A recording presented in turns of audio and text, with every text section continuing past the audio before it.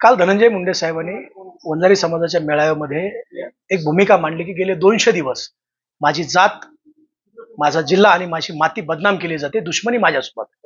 तर धनंजय मुंडे साहेब, तुमच्यासोबत दुश्मनी नाहीये, नाही जात बदनाम झाली, नाही माती बदनाम झाली, आणि जिल्हा बदनाम झालाय. तुमच्यामुळे तुम्ही बदनाम झालात, तुमच्यामुळे जात बदनाम झाली, तुमच्यामुळे माती आणि जिल्हा बदनाम झाला. आणि ज्या वेळेला तुम्ही जातीला घेऊन पडताय त्यावेळेला माझे तुम्हाला काही प्रश्न आहेत. स्वर्गीय महादेव मुंडे हे कोणत्या जातीचे आहेत?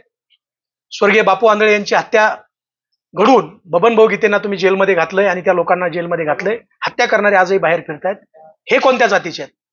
सदैव सातबाई, प्रकाश मुंडे, अप्पा राख, शिवराज बांगर, बाळा बांगर ही लोक कोणत्या जातीची आहेत? तुम्ही अन्याय करताना कधीही कुणाची जात पाहिलेली नाही. आज तुमच्यावर वेळ आल्यानंतर तुम्ही जातीचं पांघरून घेताय. माझी जात ही वारकरी संप्रदायाची जात आहे, मेहनती जात आहे. तुमच्यामुळे आणि तुमच्या 5-10% लाभार्थ्यामुळे आज माझी जात बदनाम होते. याचं मला दुर्दैव वाटतंय. परंतु तुम्ही जातीचं पांघरून घेऊन तुम्ही जे कृष्णकृत्य केलेत त्याला झाकण्याचा प्रयत्न करू नका. माझ्या हत्येचा कट हा रचला गेला होता.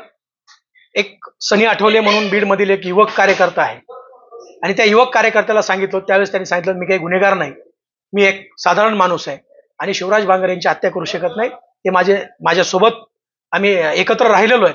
आणि त्यावेळेस सनी आठवलेंनी मला हे सांगितलं होतं, बाळा बांगरनी मला हे सांगितलं होतं की तुमची हत्या होणार आहे आणि थोडंसं सावध राहा. तर सनी आठवलेंनी हा विषय टाळला, म्हणून सनीवरती आणि सनीच्या भावावरती मकोक्याची कारवाई केली. कराड करणार होता. म्हणजे माझ्या हत्येचे स्वप्न वाल्मिक कराड पाहत होता. ज्याप्रमाणे संतोष अण्णांना मारताना त्यांनी लाईव्ह पाहिलं, त्याच पद्धतीने मला सुद्धा मारताना हातपाय तोडताना त्याला लाईव्ह पाहायचं होतं, आणि त्यासाठी तो अनेकांना त्या पद्धतीने सांगत होता. वाल्मिक कराड हा प्यादा आहे. वाल्मिक कराड हा काही करू शकत नाही. वाल्मिक कराडच्या पाठीमागे जी धनंजय मुंडेची ताकद होती त्या ताकदीने हे सगळं करून घेतलेलं आहे. मग आज धनंजय मुंडे असं म्हणू शकत नाहीत की मेरी कोई गलती नहीं है, हर गलती में आप हो, हर गुनाह में आप हो, समाज के गुनेगार आप हो और सबके गुनेगार आप हो. काल बोलताना ते बोलले की जेवढे काय 200 दिवस त्यांचं मीडिया ट्रायल चालला, पण समाज त्यांच्या सोबत राहील. नाही, समाज सोबत नाही, सुद्धा मान्य नाही. समाज हे बघा, तुम्ही धनंजय मुंडेंच्या सोबत कोणता समाज आहे तो बघा. त्यांचा एक तर लाभार्थी वर्ग आहे, नाही एकदम गयेगुजरे गावातून वळवून टाकलेले लोक आहेत. हातामध्ये दारूच्या बॉटल, हातामध्ये सिगरेट, आई बहिणीवर शिव्या, आमच्या लेकरा बाळांना शिव्या, ही जी संस्कृतीहीन लोक आहेत ती लोक त्यांच्या समर्थनात आहेत. मला समाजातला एखादा प्राध्यापक, एखादा डॉक्टर, एखादा वकील, एखादा जिल्हा परिषदेचा सदस्य, एखादा शास्त्रज्ञ असा कोणी त्यांच्या समर्थनामध्ये उतरलाय का मला दाखवा. तुम्ही तुमचीच पात तुमच्या हाताने थोपटायचे, शाबास शाबास करायचे बंद करा. बबनभाऊ गीते जे आहेत, बबनभाऊ गीते हे विधानसभेचे होऊ घातलेले उमेदवार होते राष्ट्रवादी काँग्रेस पक्षाचे. त्यांना कुठल्या ना कुठल्या खुनात गोवायचं अशा पद्धतीने त्यांचे प्रयत्न होते. स्वर्गीय महादेव मुंडेंच्या खुनामध्ये सुद्धा बबन गीते आणि राजाभाऊ फड यांचं नाव घ्यावं यासाठी त्या कुटुंबाला प्रेशराईज केलं होतं पोलिसांनी आणि ह्या वाल्मिक कराडने सुद्धा. आणि मग त्याच्यामध्ये महादेव मुंडेच्या कुटुंबाने सांगितलं की आम्ही खोटं नाव कुणाचं घेणार नाही, कुणाचं आम्ही वाईट करणार नाही.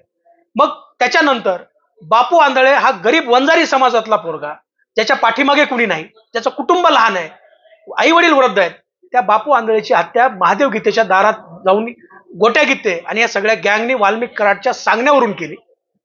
आणि त्या गुन्ह्यामध्ये ज्या महादेव गीतेला गोळ्या घातल्यात तो जेलमध्ये, बबनभाऊ गीते आता फरार आहे.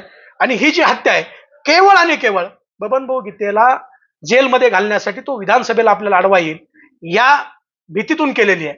आणि आमची मागणी आहे की SIT नेमून या खुनाची फेरचौकशी झाली पाहिजे.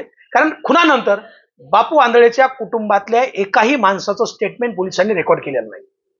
फिर्यादीमध्ये त्याच्यामध्ये बापू आंधळे नाही. गोट्या गीते नावाचा सिरियल किलर या सगळ्या गुन्ह्यामध्ये त्याचा संबंध आहे. त्या गोट्या गीतेला याच्यामध्ये फिर्यादी केलंय. महादेव गीतेने सुद्धा फिर्याद दिली, त्यात वाल्मिक कराडचं नाव होतं, पण तो पोलिसांनी सोयीस्कररित्या त्याचं नाव घेताना वाल्मिकांना घेतलं आणि त्या संशयाचा फायदा देऊन वाल्मिक कराडचं नाव त्या FIR मधून वगळलंय. आमचा परळी पोलिसावरती अजिबात भरोसा नाही. आमचा भरोसा हा कुमावत साहेबावरती आहे, आमचा भरोसा हा कावत साहेबावरती आहे. आणि त्याच्यामुळे आम्ही पंकज कुमावत साहेबांची SIT या सगळ्या परळीच्या प्रकरणामध्ये नेमा अशी मागणी केलेली.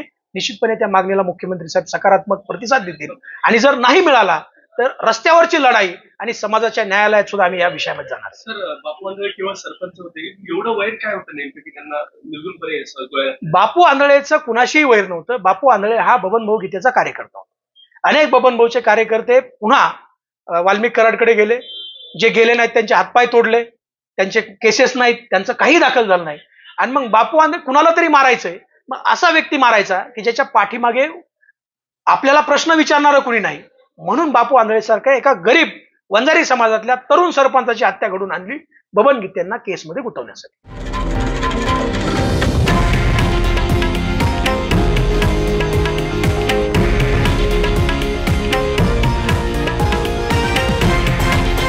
हे आहे देशातील नंबर 1 न्यूज नेटवर्क आणि आपण पाहत आहात TV9 मराठी, एकमेव.